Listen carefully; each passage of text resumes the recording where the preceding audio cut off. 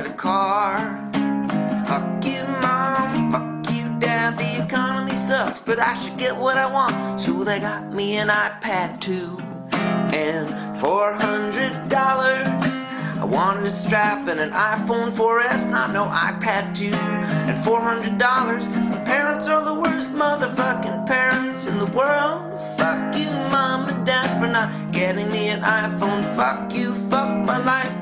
Hashtag iPhone. Was I the only person that didn't get an iPad? I mean, I got a car, but that's a different story. I wanted a white iPod, not the black one. What the fuck? I wanted an iPhone. What the fuck? I wanted a car.